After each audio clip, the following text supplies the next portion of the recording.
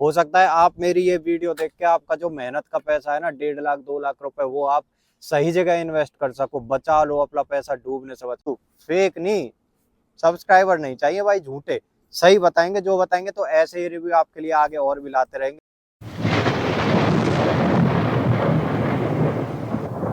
Hello दोस्तों, मैं हूं आपका दोस्त, आपका होस्ट मिक्की सौरौत। और आज हम जिस बाइक का रिव्यू करने वाले हैं वो है हमारे साथ रॉयल इनफील्ड की आपकी हंटर 350 सीसी में। भाई बाइक चल चुकी है अप्रोक्स 10,000 के करीब और टाइम हो गया है इसको अप्रोक्स 1 ईयर। जो मेरा एक्सपीरियंस है मैं वो चीज़ें आपके साथ शेयर करना चाहता हूँ। मैंने चलाई है बाइक, मुझे पता है भाई इसमें कहाँ कमी है, कहाँ ये बढ़िया है। और जो हमारा कंपटीशन है, इससे जो कंपटीशन में और भी बाइक्स हैं, जो टीवीएस की रोनिन है, 42 है जावा की, उन सब चीज़ों को भी ध्यान में रखते हुए हम इसका रिव्यू करने वाले हैं। तो भाई वीडियो को आप जरूर लास्ट तक देखना, क्योंकि मुझे पता है मुझे ना लोग सिर्फ रिव्यू के लिए ज़्यादा पसंद करते हैं। सबकी कमेंट आती रहती है कि भाई आफ्टर परचेज का रिव्यू कीजिए, आफ्टर परचेज का रिव्यू कीजिए, क्योंकि भाई मुझे पता है मैं जो चीज़ें बताता हूँ ना वो बिल्कुल हॉनेस्ट होती है। सबकी बाइकों में वही प्रॉब्लम होंगी जो मैं बताऊंगा, और अगर नहीं बताऊंगा तो मतलब कोई प्रॉब्लम है ही नहीं। हो सकता है आप मेरी ये वीडियो देख के आपका जो मेहनत का पैसा है ना 1.5 लाख 2 लाख रुपए, वो आप सही जगह इन्वेस्ट कर सको, बचा लो अपना पैसा डूबने से बचा लो। तो भाई वीडियो लास्ट तक जरूर देखना। और अगर चैनल पे नए हो तो भाई प्लीज यार सब्सक्राइब कर दो, हार्ड जोर से रिक्वेस्ट है भाई। तभी आनंद आता है यार वीडियो बनाने में जब आप सब्सक्राइब करते हो, वरना फिर मजा नहीं आता। तो भाई आपका ज्यादा टाइम नहीं लेते, बाइक के बारे में बात करते हैं सीधा, कहाँ ये बढ़िया है और कहाँ ये घटिया है, और किससे कितनी ज्यादा बढ़िया, क्या क्या फीचर्स हैं, क्या क्या नेगेटिव पॉइंट है और क्या क्या इसके पॉजिटिव पॉइंट है। तो चलिए स्टार्ट करते हैं। तो भाइयों सबसे पहले अगर बात की जाए प्राइसिंग की, तो जो मेरे ख्याल से, जो मुझे लगता है, आपको कुछ लगता हो तो कमेंट करके जरूर बताना, 350 सीसी में इससे चीपेस्ट बाइक इंडिया में फिलहाल कोई भी नहीं है। एक्स शोरूम अगर प्राइसिंग की बात करते हैं तो 1,49,000 के अप्रोक्स इसका एक्स शोरूम प्राइसिंग है। इतने प्राइसिंग में 350 सीसी की कोई भी बाइक नहीं। अगर कंपटीशन की भी बात करते हैं हम, जैसे कि टीवीएस की रोनिन है, सी है, और होंडा की भी आती है सीवी 350 में, और आपकी जावा की है 42, तो उनका जो इंजन है वो कहीं ना कहीं रोनिन का और जावा का कम पड़ जाता है। लेकिन होंडा का इंजन 348 सीसी में, लेकिन उसकी प्राइसिंग फिर 2 लाख के करीब चली जाती है। तो 1,49,000 एक शोरूम प्राइसिंग में फिलहाल कोई भी बाइक इसके कंपटीशन में नहीं है। पावर की अगर बात करते हैं तो 20 के अप्रोक्स बीएचपी जनरेट करती है और 27 के अप्रोक्स एनएम में आपका टॉर्क जनरेट करती है। बाकी और जो बाइक है वो भी इतना ही जनरेट करती है, लेकिन उनका प्राइस फिर हाई हो जाता है भाई। अगर इंजन की बात करते हैं तो इसमें आपको 349 सीसी का एयर कूल्ड इंजन मिलता है। एयर कूल्ड इंजन की मैं आपको एक चीज बता देता हूँ, इसमें जो मुझे नेगेटिव पॉइंट लगा वो लगा कि ये इसका ना इंजन थोड़ा हीट हो जाता है। क्योंकि ये एयर कूल्ड है, दूसरा ये सिंगल सिलेंडर में है। बट ये नॉट ए बिग इशू, ये इतना बड़ा समस्या नहीं है भाई, क्योंकि आप जब इसे रन करते हो ना तो आपकी जो थाई वगैरह आती है वो भी इससे दूर होती है, तो इसकी हीट इतनी आपको लगती नहीं। और बाकी भाई 350 सीसी में आप बाइक चला रहे हो 300 किलोमीटर 400 किलोमीटर, तो भाई इंजन तो गर्म होगा ही होगा। एयर कूल्ड इंजन है तो गर्म होगा ही होगा। लिक्विड कूल्ड इंजन में थोड़ा बहुत फर्क रहता है, बाकी इस इंजन से इतना कोई इशू इसमें है नहीं। तो मेरे ख्याल से भाई इस पॉइंट में, पहले वाले पॉइंट में तो ये बाजी मारती हुई दिखाई देती है, क्योंकि प्राइसिंग कम है और दम उन्हीं बाइकों के बराबर है जिनका रेट 2 लाख के करीब है। तो पहला पॉइंट तो भाई ये क्लियर होता है। आप अब दूसरी बात करते हैं इसके हाइट वगैरह की। एक चीज मुझे और बेकार लगी, जो आप नीचे देख सकते हो, इसका जो ये है 150 mm का आपको इसमें ग्राउंड क्लियरेंस मिलता है, जो कहीं ना कहीं कंपटीशन में सबसे कम है।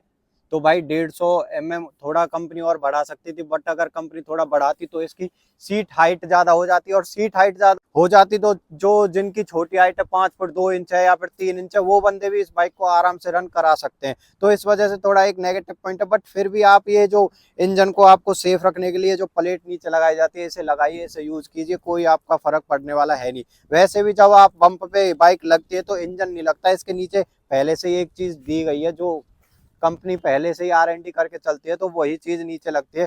तो I think it's not a big issue.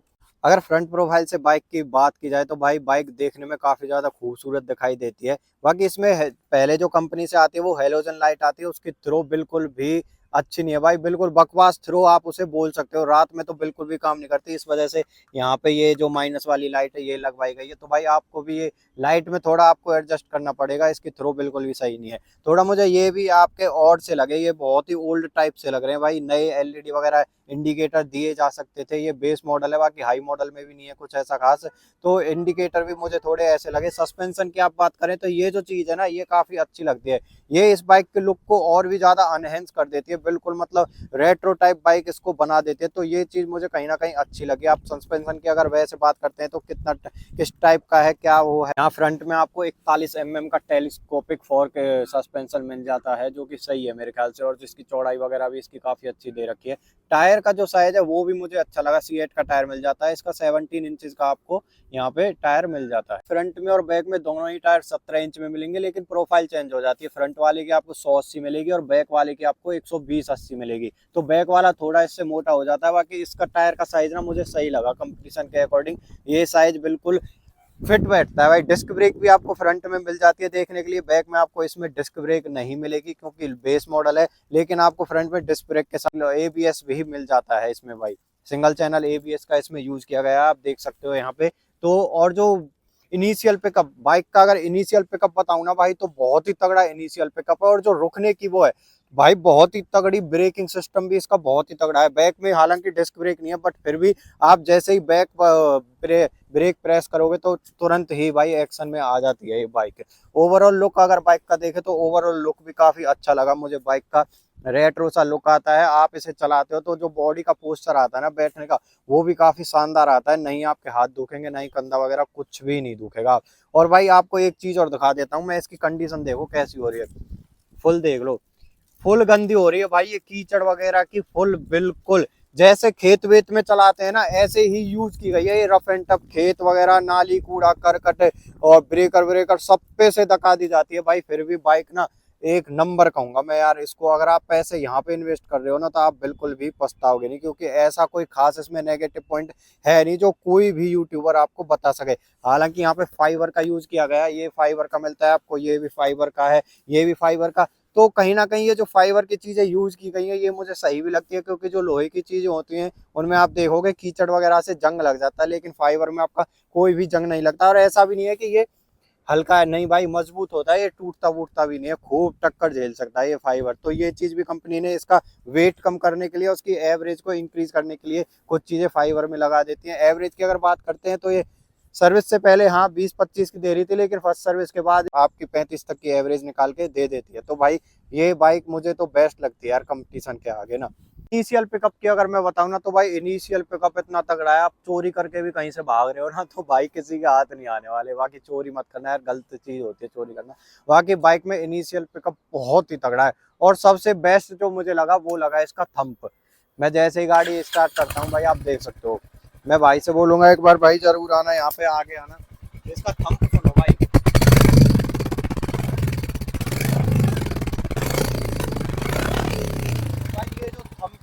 ये जो थंप है ना यार, ये थंप मुझे सबसे बेस्ट लगा इस बाइक का। हकीकत में आपको कुछ भी एग्जॉस्ट वैग्जॉस्ट बाहर से लगवाने की जरूरत इसमें है नहीं। बाहर से आपको एक भी पैसा खर्च नहीं करना किसी भी चीज पे, ना टायर वगैरह पे करना है, ना आपको साइलेंसर वगैरह पे करना है, एग्जॉस्ट वगैरह पे, किसी भी चीज पे नहीं। लुक वगैरह पे हर चीज कंपनी इसमें बेस्ट बना के दे रही है। तो भाई मेरी ओर से तो ये डन है, ले लो आप। अगर कहीं भी 1,65,000 के अप्रोक्स आपको इसका ऑन रोड प्राइस पड़ता है, तो आप ना अपना जो पैसा इन्वेस्ट कर रहे हो ना वो बिल्कुल सही जगह पे कर रहे हो, बिल्कुल भी गलत जगह पे नहीं कर रहे। क्योंकि सबसे बड़ी बात है रीसेल वैल्यू, रॉयल एनफील्ड की रीसेल वैल्यू आज भी सबसे ज्यादा है भाई। खड़े मार्केट में जो 350 की जो स्टैंडर्ड आती है ना भाई, वो तो धड़ाके से बिकती है कितनी ही बेको। बाकी इसकी रीसेल वैल्यू भी बहुत नंबर 1 है भाई। आप कैसे भी, अगर आपको अच्छी भी नहीं लगती ना तो आपको इसका सही पैसा कोई ना कोई दे ही देगा।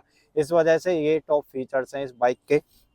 जो नेगेटिव पॉइंट है वो थोड़े यही है कि 150 mm का आपको व्हील क्लियरेंस मिलता है, ग्राउंड क्लियरेंस, वो not a big issue. Okay, बाकी और कहीं भी ये 13 लीटर का आपको इसमें फ्यूल टैंक मिल जाता है, जो कि इनफ है 30-35 के एवरेज में। आप लॉन्ग टूर पे भी अगर जा रहे हो तो भी आपको कोई परेशानी इसमें आने वाली है नहीं कैसी भी। बाकी जो लुकिंग वगैरह है हर तरीके से पॉलिश वगैरह करके सब आपको बेस्ट मिलता है। सीट की जो क्वालिटी है वो भी इसमें बेस्ट ही दी गई है। बैठने पे जो आपका बॉडी पोस्चर आएगा, आप ऐसे बैठोगे भाई इसमें यूं, मैं बोलूंगा भाई एक बार फ्रंट से दिखाना, तो आपका जो बैठने पे बॉडी पोस्चर आता है ना, वो बहुत ही बेस्ट मस्त लगोगे यार इस बाइक पे बैठ के। जो आप इसे चलाओगे ना, हकीकत में मस्त बॉडी पोस्चर आता है, बिल्कुल एकदम। आप पैर वगैरह भी सब टिकेंगे, ना ही आपके कंधे वगैरह दुखेंगे। आप ऐसे बैठने में बिल्कुल आप ऐसे सीधे बैठे रहोगे। तो इस वजह से यही कुछ पॉइंट्स हैं जो इस बाइक को बाकी सारी बाइकों से अलग बना देते। तो भाई आप परचेज करिए, बेझिझक परचेज करिए, आपको कैसी भी परेशानी आने वाली है नहीं। तो ठीक है, आज के लिए इस वीडियो में यही था। आगे भी हम ओनरशिप रिव्यू, ऐसे ही ट्रू वाले रिव्यू, फेक नहीं, सब्सक्राइबर नहीं चाहिए भाई, झूठे, सही बताएंगे जो बताएंगे। तो ऐसे ही रिव्यू आपके लिए आगे और भी लाते रहेंगे। तो हमारे चैनल से जुड़े रहिए, सब्सक्राइब कीजिए, कमेंट कीजिए, लाइक कीजिए और शेयर कीजिए। मिलते हैं आने वाली किसी अन्य वीडियो में, तब तक के लिए जय हिंद, जय भारत।